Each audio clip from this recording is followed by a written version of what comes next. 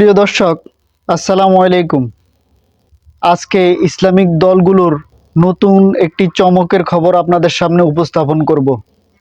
আসন্ন জাতীয় সংসদ নির্বাচনকে সামনে রেখে দেশের নতুন রাজনৈতিক মেরুকরণ শুরু হয়েছে। নির্বাচনের তফসিল ঘোষণার পর জামায়াত সহ ৮টি ইসলামিক দল নিয়ে একটি জোট গঠিত হতে যাচ্ছে। আপাতত তারা ঐক্যবদ্ধভাবে জুলাই সনদ ও নির্বাচনের জন্য লেভেল প্লেইং ফিল্ড প্রতিষ্ঠার দিকে নজর রাখছে। তফসিল ঘোষণার পর দলগুলোর জোটের কার্যক্রম দৃশ্যমান হবে বলে জোটের নেতারা জানিয়েছে। জোটের নেতারা অন্যান্য পার্টির সাথেও আলোচনা চলছে বলে ঘোষণা দিয়েছে। তার মধ্যে নুরুল হক নূরের দল গণ অধিকার পরিষদ এবং ব্যারিস্টার ফুয়াদের দল এবি পার্টি এবং নাগরিক পার্টি এনসিপি। জোটের নেতারা বলেছে যে এবি পার্টি, এনসিপি ও গণ অধিকার পরিষদের সাথে যে আলোচনা চলছে তা অত্যন্ত ফলপ্রসূ এবং তার একটি ভালো অবস্থায় পৌঁছাবে বলে তারা আশা করছে।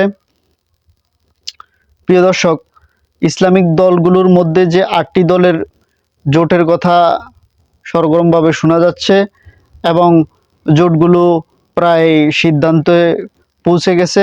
সেই জোটগুলোর মধ্যে রয়েছে বাংলাদেশ জামায়াতে ইসলামী, ইসলামী আন্দোলন বাংলাদেশ, বাংলাদেশ খেলাফত মজলিস, জমিয়তে উলামায়ে ইসলাম বাংলাদেশ, খেলাফত আন্দোলন, ইসলামী ঐক্য জোট, খেলাফত মজলিস, নেজামে ইসলাম পার্টি।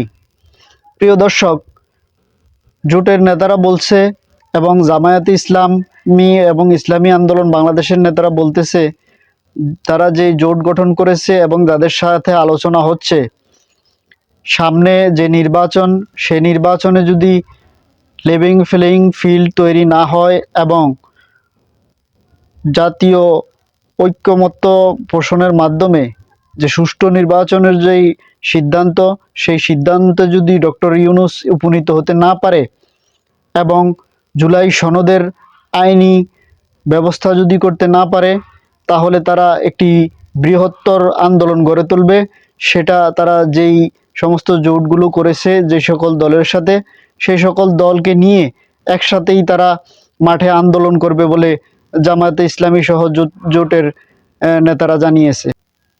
সামনের যে জোট হওয়ার কথা, সেই জোটে যদি এবি পার্টি, নাগরিক পার্টি এবং গণ অধিকার পরিষদ সহ ইসলামিক যে সমমনা দলগুলো তারা যদি ঐক্যবদ্ধভাবে জোট হয়ে সামনে নির্বাচনে অংশগ্রহণ করতে পারে, হয়তো তারা একটি ভালো রেজাল্ট সেখান থেকে পাবে এবং দেশের যে আলেম সমাজ এবং সাধারণ মানুষের মধ্যে যে আলেম ওলামার প্রতি সহানুভূতি, সেটি হয়তো কাজে লাগাতে পারবে ইসলামিক দলগুলো।